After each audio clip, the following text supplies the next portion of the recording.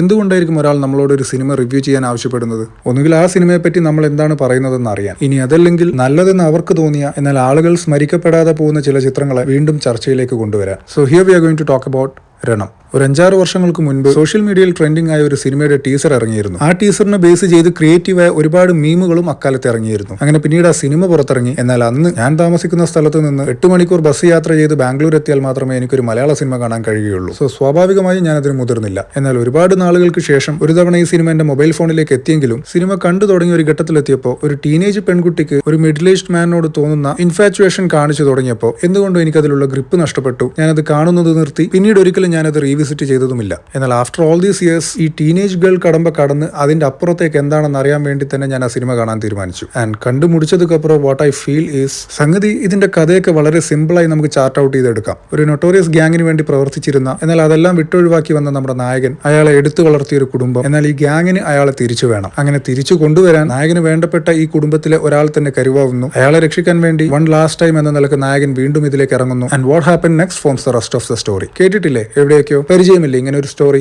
സംഗതി വളരെ സിമ്പിൾ അല്ലേ? പക്ഷേ that's where the man Prithviraj comes in to the picture. ഇതേ സംഗതി വേണമെങ്കിൽ അവർക്ക് കൊച്ചി ബേസ്ഡോ മംഗലാപുരം ബേസ്ഡോ ആയി പറയാം, ബജറ്റ് ലാഭിക്കാം. പക്ഷെ ഞാൻ ഈ പറഞ്ഞ സിമ്പിൾ സ്റ്റോറിക്ക് ഒരു അമേരിക്കൻ ഔട്ട്ലൈൻ അവർ കൊടുത്തു. And that makes this movie stand out. അപ്പൊ നിങ്ങൾ ചോദിക്കും, അതിന് പൃഥ്വിരാജ് അല്ലല്ലോ ഇത് സംവിധാനം ചെയ്തതെന്ന്. പക്ഷെ അവിടെ 2 കാര്യങ്ങളുണ്ട്. ഒന്ന്, ഇതുപോലൊരു വ്യത്യസ്ത കൺസെപ്റ്റ് അല്ലെങ്കിൽ പഴയ കൺസെപ്റ്റ് തന്നെ ഒരു ഡിഫറൻറ്റ് സെറ്റിംഗിൽ ചെയ്യുക എന്നുള്ളത് ഒരു ഡയറക്ടറോ എഴുത്തുകാരനോ വിഷ്വലൈസ് ചെയ്താൽ മാത്രം പോരാ. അങ്ങനെയുള്ള സംഗതികൾ ചെയ്യാൻ തയ്യാറായിട്ടുള്ള ഹീറോ വേണം. അതിന് മലയാളത്തിൽ പൃഥ്വിരാജ് മാത്രമേ ഉള്ളൂ. ഇനി രണ്ടാമത്തത്, ഒരു അമേരിക്കൻ ബേസ്ഡ് ക്രൈം വേൾഡിന്റെ കഥ പറയുന്ന ഒരു സിനിമയ്ക്ക് മലയാളത്തിൽ നിന്ന് ഒരു ആപ്റ്റ് മുഖവും ശരീരവും ഉണ്ടെങ്കിൽ അതും പൃഥ്വിരാജ് മാത്രമേ ഉള്ളൂ. So that's it. ഇത് ഞാൻ മുൻപേ കാണേണ്ടതായിരുന്നു. ആൻഡ് നിങ്ങളിൽ ആരെങ്കിലും ഇത് കണ്ടിട്ടില്ലെങ്കിൽ just watch it for its making. എന്നും മലയാളത്തിൽ നിങ്ങൾക്ക് ഇങ്ങനെ ഒരു സിനിമ കാണാൻ കിട്ടില്ല. പിന്നെ 2 കാര്യങ്ങൾ കൂടി. ഈ പടത്തിലെ ടൈറ്റിൽ ട്രാക്ക് വളരെ ഫേമസ് ആണ്, അതെല്ലാവർക്കും അറിയാമായിരിക്കുമല്ലോ. പക്ഷേ ഈ സിനിമ മുഴുവൻ ഇരുന്ന് കണ്ടപ്പോഴാണ് ഇതിൽ വിജയ് യേശുദാസ് പാടിയിരിക്കുന്ന ഒരു അതിമനോഹരമായ ഗാനമുണ്ട്. കേട്ടിട്ടില്ലാത്തവർ കേട്ടു നോക്കുക. ആൻഡ് വൺ ലാസ്റ്റ് തിങ്, നമ്മുടെ ലോ ഓഫ് ഷോൾഡർ അപ്ലൈ ചെയ്യുന്ന മറ്റൊരു പടം കൂടി എനിക്ക് കിട്ടി.